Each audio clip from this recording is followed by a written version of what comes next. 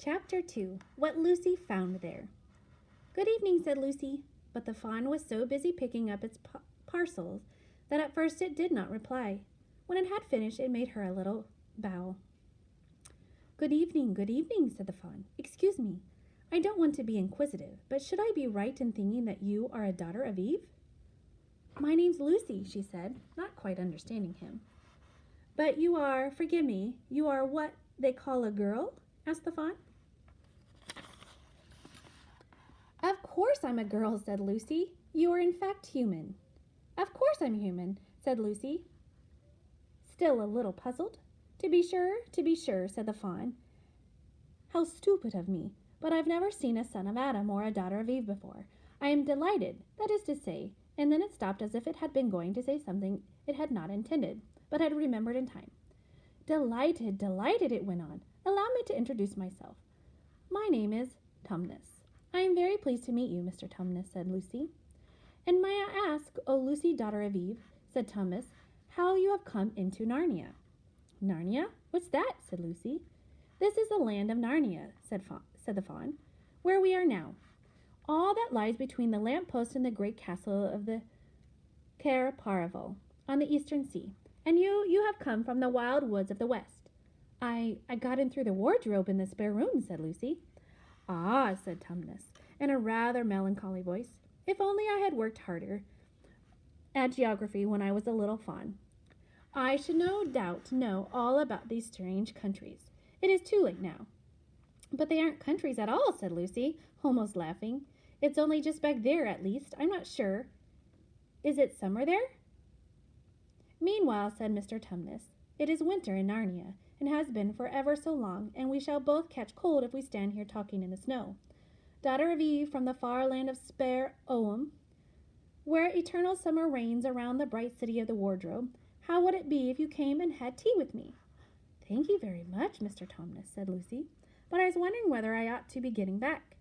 It's only just round the corner, said the fawn, and there will be a roaring fire and toast and sardines and cake. Well, it's very kind of you, said Lucy, but I shan't be able to stay long.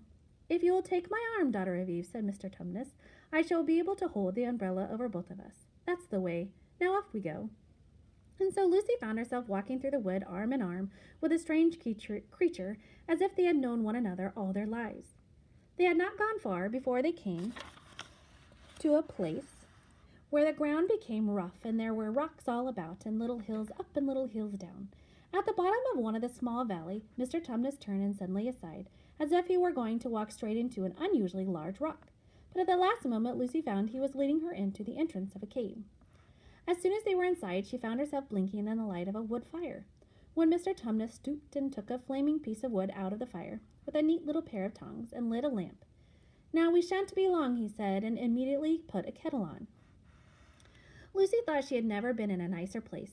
It was a little dry, clean cave of reddish stone with a carpet on the floor and 2 little chairs, one for me and one for a friend, said Mr. Tumnus, and a table and a dresser and a mantelpiece over the fire, and above that a picture of an old fawn with a gray beard.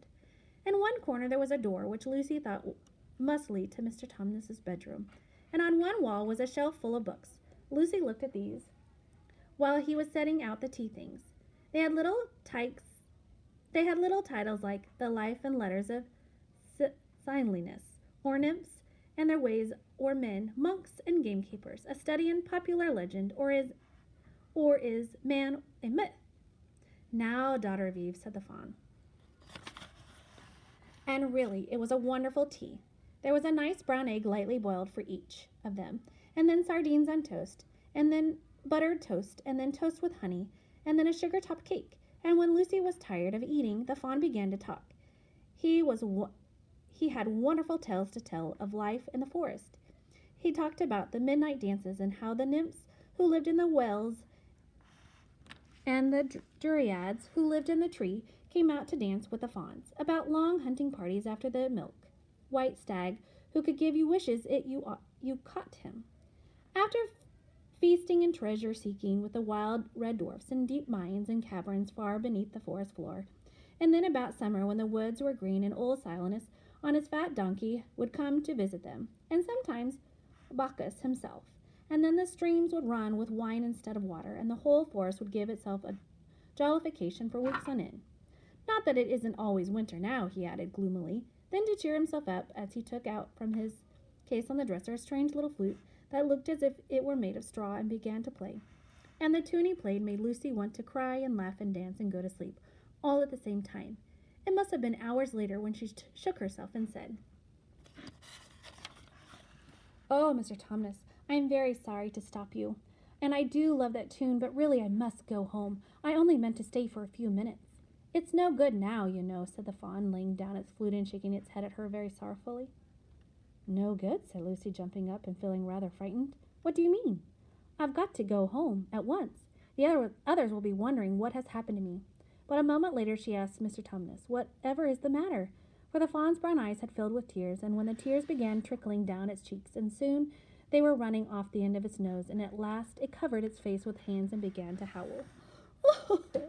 Mr. Tumnus, said Lucy in a great distress. Don't. What is the matter? Aren't you well?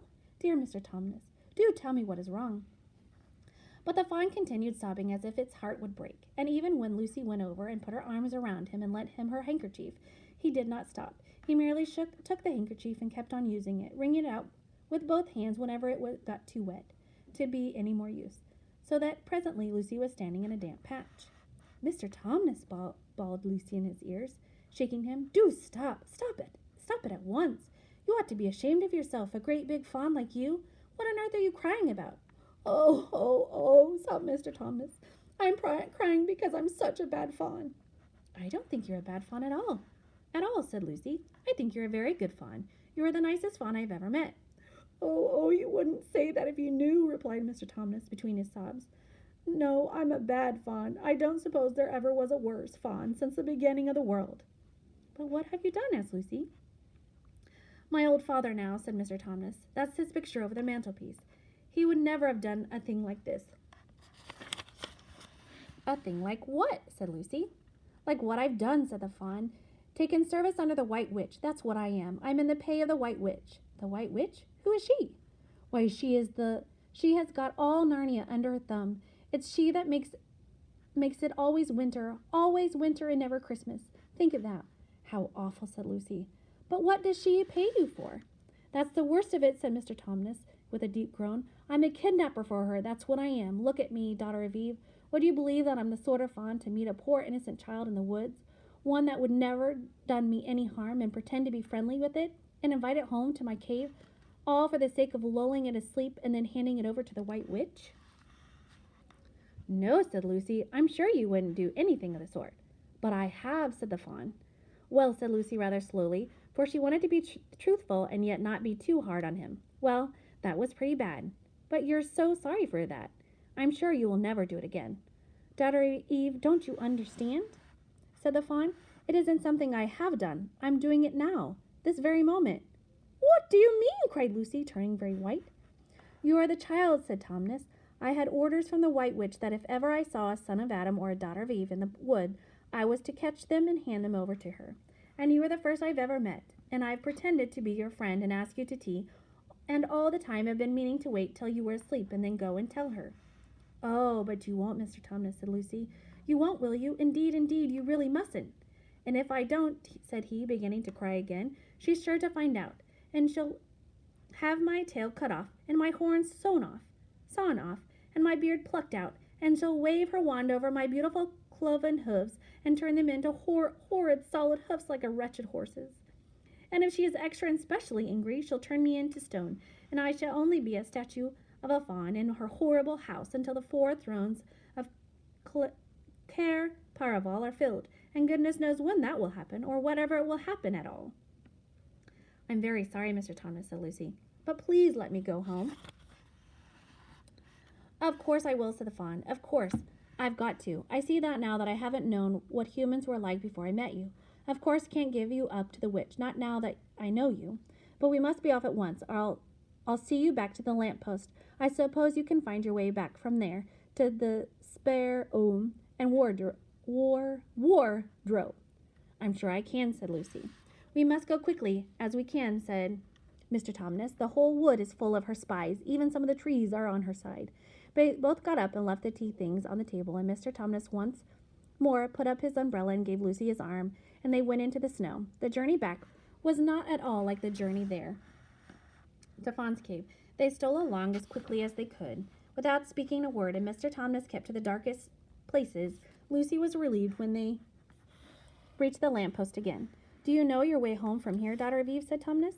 Lucy looked very hard between the trees and could see just in the distance of a patch light that looked like a daylight. "Yes," she said, "I can see the wardrobe now."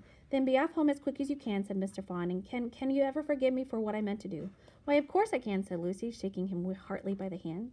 "And I do hope you won't get into dreadful trouble on my account." "Farewell, daughter of Eve," he said. "Perhaps I may keep the handkerchief." "Rather," said Lucy, and then ran towards the far-off patch of daylight as quickly as her legs would carry her.